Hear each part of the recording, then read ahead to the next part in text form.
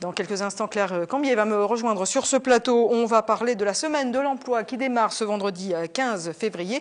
Mais d'abord donc, retour sur la mobilisation des salariés. C'était aujourd'hui au Technocentre Renault à Guyancourt. Carlos Ghosn veut geler 30% de sa rémunération. Renault n'échappe pas à la crise. En 2012, le bénéfice net de la firme a baissé de plus de 15%, mais avec une plus-value de 924 millions d'euros. Le PDG de la marque aux losanges s'est donc présenté au Technocentre de Guyancourt face à des salariés excédés. C'est une provocation pour les salariés de cette entreprise. 30% de salaire en moins, et on ne part pas en moins, c'est une partie de son salaire qui est gelée sur les 4 ans qui viennent. Si on retirait 30% aux salariés même du Technocentre ou des usines, on ne pourrait plus vivre. Selon le quotidien Les Échos, cette somme avoisinerait les 430 000 euros. Mais Carlos Ghosn resterait assuré de percevoir plus de 2 millions d'euros pour 2012. Le versement n'interviendrait qu'en 2016, à condition que l'accord de compétitivité soit validé par les syndicats et appliqué à la lettre. C'est un chantage, c'est même pas une pression, c'est un chantage. Si vous ne signez pas l'accord, je ferme des usines. C'est carrément du chantage pour les organisations syndicales. Donc la CGT, elle refuse ce chantage. Elle dit on peut faire de la compétitivité, mais autrement, pas avec un accord comme ça. Environ 300 salariés, dont des ouvriers essonniens de l'Hardy, étaient réunis devant l'amphithéâtre où se tenait la réunion avec Carlos Ghosn. Suite à l'annonce de Carlos Ghosn, les syndicats ne comptent pas en rester là. D'ailleurs, l'ensemble des représentants CGT de la marque doit se réunir demain à Paris, vendredi 15 février, pour envisager d'éventuelles manifestations la semaine prochaine. Et Claire Cambier, rebonsoir. Nous avez rejoint pour cette chronique éco. Ce soir, on va parler de la semaine de l'emploi. Exactement, Saint-Quentin en Yvelines se mobilise, c'est le slogan de la semaine de l'emploi qui se déroule du 15 au 23 février et on compte plus d'une vingtaine de partenaires de l'agglomération qui vont participer à cet événement. Donc le but, aider les chômeurs à trouver un emploi, mais également les entreprises à conserver leurs salariés. Pour nous en parler, nous recevons Jean-Luc Méraud. Bonjour. Bonjour, vous êtes donc directeur de la Maison de l'Entreprise et Christine Villain, donc présidente de la commission emploi, prévention, insertion à la communauté d'agglomération. Alors Madame Villain, donc la semaine de l'emploi entame sa 17e édition. Oui. On peut dire que c'est devenu un peu un événement incontournable dans... Oui, c'est devenu un événement incontournable qui s'enrichit d'année en année avec les différents partenariats qui s'étendent, avec les liens qu'on a pu tisser de plus en plus avec le monde de l'entreprise. Alors, vous me disiez, vous attendez beaucoup de monde, que ce soit en termes de public, mais aussi les entreprises qui seront présentes au Forum du recrutement jeudi. Oui, on attend du monde. On a des entreprises qui s'inscrivent encore. On en parlait tout à l'heure, jusqu'au dernier moment. C'est plutôt bon signe. Oui, c'est plutôt bon signe. C'est plutôt bon signe. Et en général, des entreprises qui viennent avec des postes à pourvoir. Donc cette semaine de l'emploi, c'est offrir au public un maximum de rencontres, de possibilités de rencontres avec les entreprises, avec les partenaires de l'emploi et de l'insertion vers l'emploi, et puis faire connaître les outils du territoire aussi, parce que il y a cette rencontre incontournable, mais il y a tout le travail qui se fait tout au long de l'année. Justement, ces outils, ces partenaires, ils participent donc tous à cet événement et l'idée c'est un peu que chacun amène son action, son activité et son public. Chacun amène son action, les publics ils sont variés, chacun a un type d'intervention. On a aussi bien les médiathèques parce qu'elles sont un pôle ressources où les demandeurs d'emploi peuvent trouver de l'information. On a la Cité des métiers qui depuis 2 ans a pris toute sa place et permet aussi à travers des ateliers aux gens de préparer leurs entretiens. C'est-à-dire qu'on peut préparer l'entretien qu'on aura au cours d'un forum avec un recruteur, et ça c'est aussi donner de l'assurance aux demandeurs pour faciliter ces entretiens. On a le Club Face qui travaille avec des collégiens de 3e. On a, voilà, tout cela fait la richesse de cette semaine. Public, hein. Large public, oui. Large public. Alors, Monsieur Méraud, donc vous participez avec la Maison de l'Entreprise à cet événement. Vous proposez des assises pour les entreprises. Donc, c'est un public finalement différent. Ce n'est plus pour les demandeurs d'emploi, mais bien pour les entreprises. entreprises. Oui, alors les assises font partie de la semaine de l'emploi, mais s'adressent plus particulièrement aux entreprises du territoire de Saint-Quentin. L'idée, effectivement, c'était d'avoir sur toute cette semaine, comme le rappelait Christine Villain, un certain nombre d'actions qui s'adressent à la fois aux personnes en recherche d'emploi, aux institutionnels aussi par ailleurs, et également aux entreprises. Donc les assises sont un moment majeur dans cette semaine, puisqu'on essaie de mobiliser les entreprises du territoire, qu'elles soient d'ailleurs dans une logique de recrutement ou non, mais l'idée est de leur apporter à la fois de l'information et puis pour nous d'échanger avec les dirigeants d'entreprises concernées sur d'éventuelles problématiques qu'ils peuvent rencontrer dans le cadre de recrutement futur. Parce que le but, c'est un peu de leur expliquer comment pérenniser leur emploi. Cette année, c'est ça, absolument. Le sujet tourne autour du maintien de l'emploi en entreprise dans un contexte économique un peu compliqué. Contexte qui dure maintenant depuis quelques années. Et on sait que le problème est double, c'est-à-dire qu'on a à la fois pour les entreprises un problème de carnet de commandes, très clairement, avec des difficultés de prévision. On sait que beaucoup d'entre eux aujourd'hui, de ces dirigeants, n'ont pas de perspective à moyen ou long terme, donc c'est quand même assez inquiétant. Vous allez leur proposer un plan de compétitivité à la Renault alors, sans leur proposer directement, en tous les cas, ça fera partie des sujets qui seront abordés, puisque nous aurons, parmi les intervenants, nous aurons également des représentants de l'État, puisque Madame Coulange, la représentante de la Directe, sera présente et présentera à cette occasion un certain nombre de mesures, dont le contrat de génération dont on parle beaucoup actuellement. Donc effectivement, les assises permettront, on l'espère aussi, de faire la promotion d'un certain nombre de mesures économiques pour favoriser le recrutement qui aujourd'hui est compliqué. Au-delà de membres donc, du gouvernement, vous allez recevoir aussi des dirigeants qui vont donner leur expérience. Bien sûr. Qu'est-ce qu'ils vont proposer ?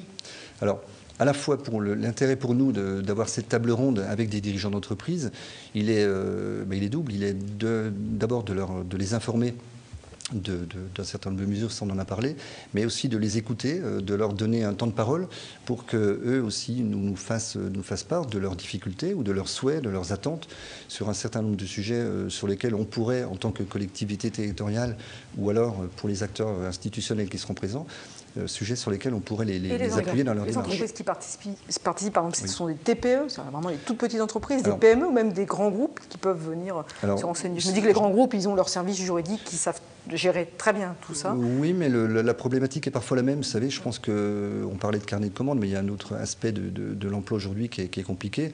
C'est l'adéquation entre l'offre et la demande. On sait que certaines entreprises, paradoxalement, auraient peut-être des besoins de recrutement, mais n'arrivent pas forcément à satisfaire ces demandes, parce qu'on sait que l'offre ne correspond pas toujours tout à fait. Donc c'est intéressant également d'avoir aussi le discours et la remontée d'information de ces dirigeants d'entreprise. Et les assises sont aussi un moment d'échange important, parce qu'on n'a pas parlé de l'université, mais l'université sera aussi présente et un acteur incontournable de ces assises.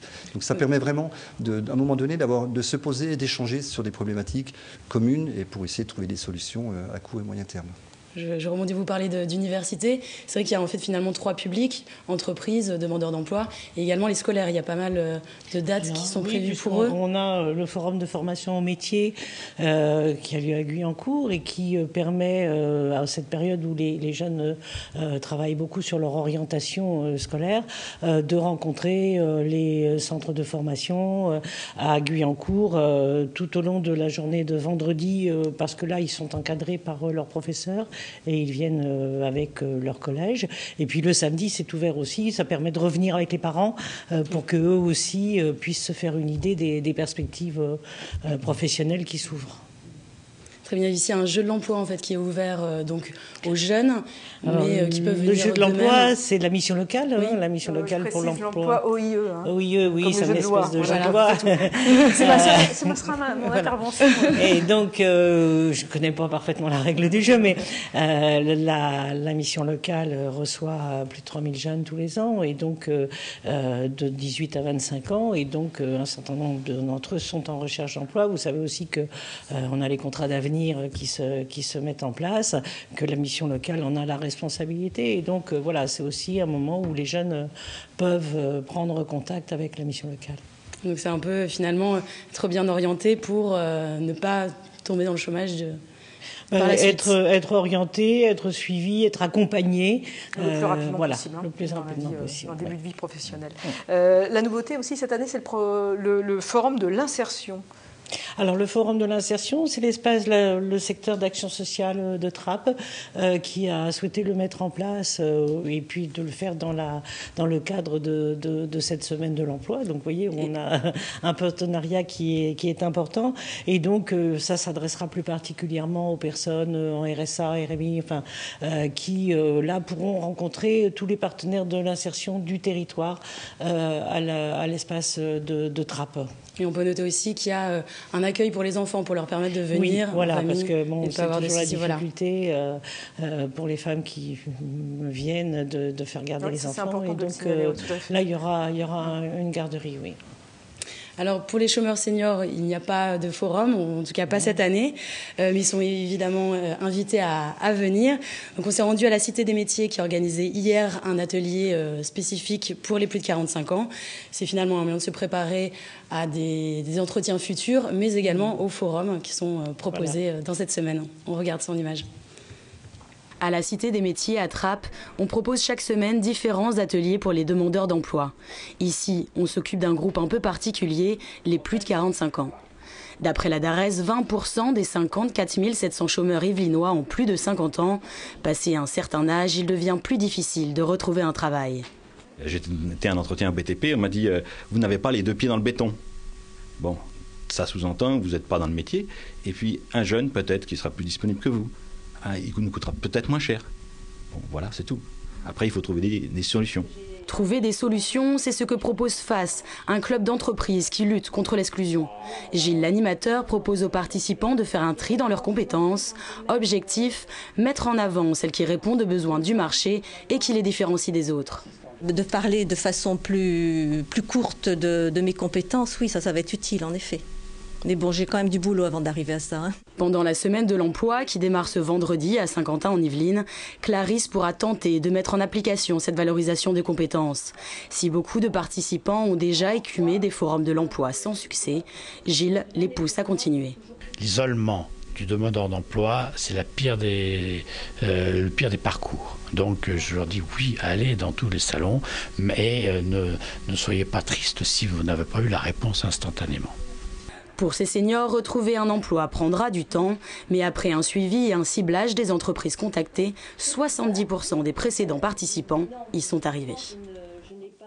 Alors Madame Villain, on voit que l'animateur souligne cette nécessité de sortir de l'isolement.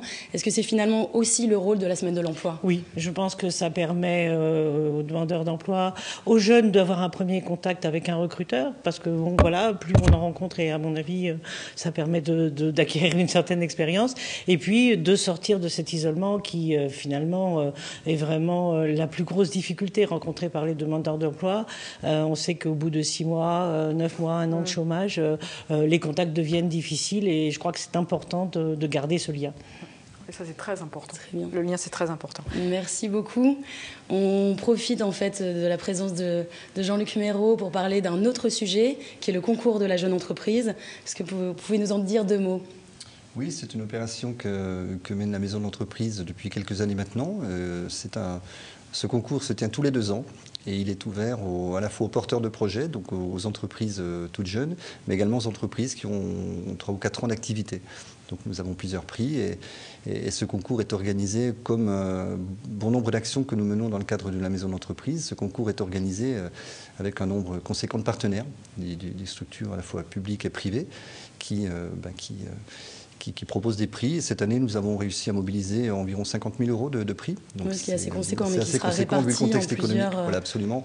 Et l'idée, c'est de faire ressortir pour à la fois la catégorie jeunes entreprises, à la fois pour la catégorie porteurs de projets, de faire ressortir 2 ou 3 lauréats et de manière à mettre en valeur des projets qui peuvent être intéressants également pour le territoire de 50 ans en Yvelines. Et au-delà de cette aide financière, est-ce qu'il y a derrière un suivi ? Oui, bien sûr. Après, ça entre dans le cadre des missions classiques de la maison de l'entreprise.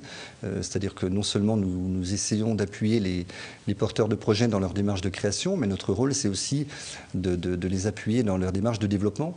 Donc on met en place bien évidemment un accompagnement et on développe également des outils. On a régulièrement parlé sur votre plateau d'outils de financement. C'est un sujet qui est particulièrement important aujourd'hui. Donc au travers notamment de ce dispositif de financement que nous avons mis en place il y a 4 ans maintenant, on réfléchit à un élargissement justement pour permettre aux entreprises au-delà de la 3e ou 5e année d'activité d'avoir accès à des financements de manière plus rapide et plus pratique.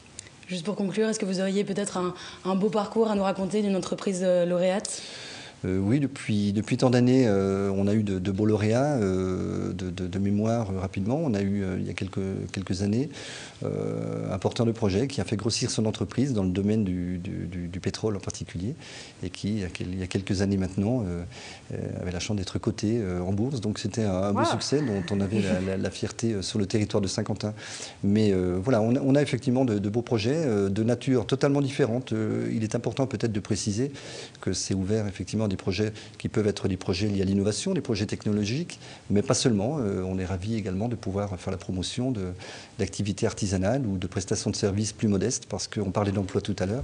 Elles sont de toute façon génératrices d'emplois à un moment donné, donc c'est intéressant pour le territoire. En tout cas, il y a un mot, moi je trouve qu'il y a un mot qu'on comprend bien ce soir, c'est le mot accompagnement. Hein. Oui, accompagnement de demandeurs d'emploi, accompagnement aussi du créateur. Et plus on est accompagné, plus on est aidé, et plus on peut sortir soit de situations difficiles, soit bien évoluer, comme vous parliez de cette société maintenant cotée en bourse. Donc, ceux qui souhaiteraient participer, donc les inscriptions sont ouvertes. Absolument. C'est jusqu'au 22 avril. Tout à fait. Donc il y a plus d'informations sur le site de l'agglomération et les résultats, on les aura. Résultats courant juin, nous aurons donc une cérémonie de remise de prix. En principe, ça se tient au cinéma UGC de Saint-Quentin-en-Yvelines et en présence des institutionnels et des politiques du territoire de Saint-Quentin-en-Yvelines. Voilà, et on suivra ça avec attention évidemment sur TV Fil, puisqu'on reçoit souvent les lauréats de ce fameux concours. Merci à vous d'être venus en plateau. Allez, Claire, on continue avec quelques infos en plus et une bonne nouvelle dans ce climat morose économique. Allez, une bonne nouvelle, la hausse des créations d'entreprises dans les Yvelines en 2012. Exactement, 12 212 entreprises exactement ont été créées dans les Yvelines en 2012. Selon les derniers chiffres publiés par l'Agence pour la création d'entreprises, c'est tout de même une hausse de 3,4% par rapport à 2011, alors que le niveau stagne au niveau national. Alors, on va maintenant en direction les Clés-sous-Bois, menaces sur les commerces de proximité de la rue Maurice Jouet. Et c'est très sérieux, hein ? Oui, tout à fait. Le promoteur immobilier franco-suisse chercherait à acheter certains commerces en bas de la rue Maurice Jouet, au Clés-sous-Bois. Le promoteur aurait déjà réussi à avoir quelques promesses de vente. On risque donc de voir les commerces de proximité disparaître. En tout cas, du côté de la mairie, eux, ils affirment ne pas du tout être au courant du dossier. Donc, on va suivre ça. À suivre. À Rambouillet, un nouveau président pour l'association des commerçants. Et une idée nouvelle aussi. Oui, il s'appelle Bruno Chenevière, si je prononce bien, pardon. Qui se reconnaîtra. Les Rambolitains le reconnaîtront. Qui est agent immobilier, donc il prend la tête de l'association des commerçants et artisans de Rambouillet et il arrive avec un projet qui est de créer un site internet réservé au e-commerce pour les commerçants de la ville. Voilà. Et mon petit doigt me dit que peut-être on pourrait prochainement le recevoir dans la chronique éco. Voilà, on va essayer. Allez, on va essayer. Et maintenant, l'agenda, quelques dates à retenir. Donc, eh bien, pour l'agenda, on va évidemment rappeler quelques dates clés de la semaine de l'emploi. Donc, on rappelle qu'elle se passe du 15 au 23 février.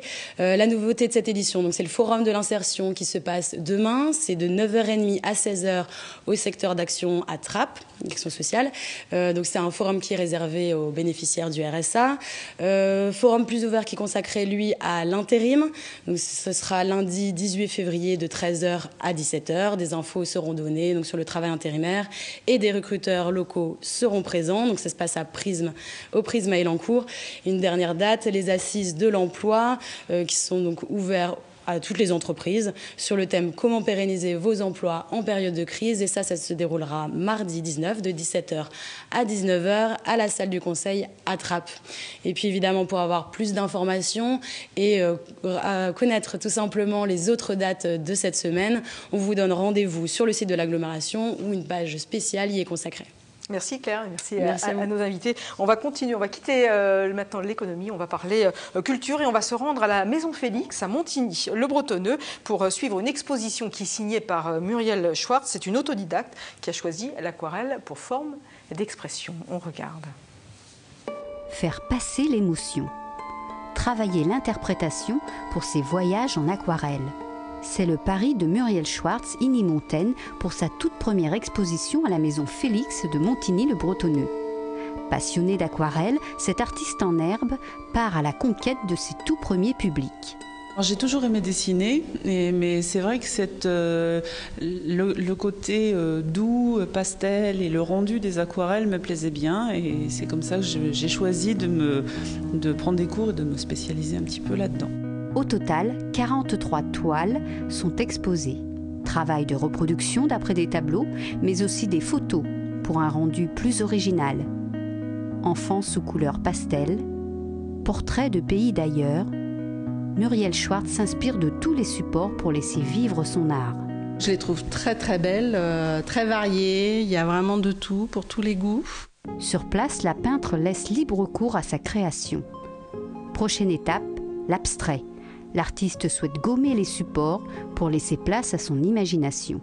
L'exposition, elle, se poursuit jusqu'au 17 février. Voilà, et pour finir ce 7-8 du 14 février de la Saint-Valentin, un nouveau détour par les rues de Saint-Quentin en Yvelines pour savoir quel est votre programme pour ce soir. Êtes-vous romantique ? Je vais aller chez le fleuriste, je vais aller offrir ce bouquet de fleurs à la fleuriste qui est là de la part de son ami. Et moi du coup je vais prendre un bouquet pour ma femme. Simplement un petit repas un peu mieux que d'habitude, c'est tout. Rien du tout.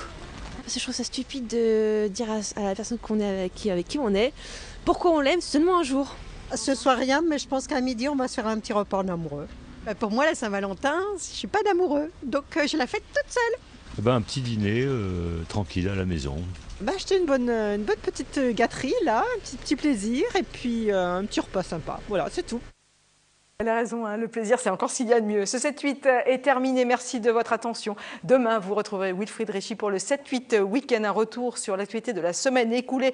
Mais avant de se quitter, je ne résiste pas à vous faire entendre ces quelques notes de musique. Les paroles sont signées du poète Louis Aragon, qui a longtemps habité avec sa compagne Elsa Triolet les Yvelines. À Saint-Arnoux, en Yvelines, le couple, rappelez-vous, avait un moulin qui lui servait de résidence secondaire.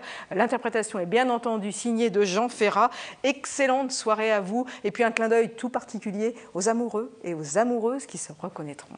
On finit en musique. Que serais-je sans toi? Dans un marron, serais-je sans toi qu'un cœur au bois dormant? Que cette heure arrêtée au cadran de la montre, serais-je sans toi que ce balbutiement?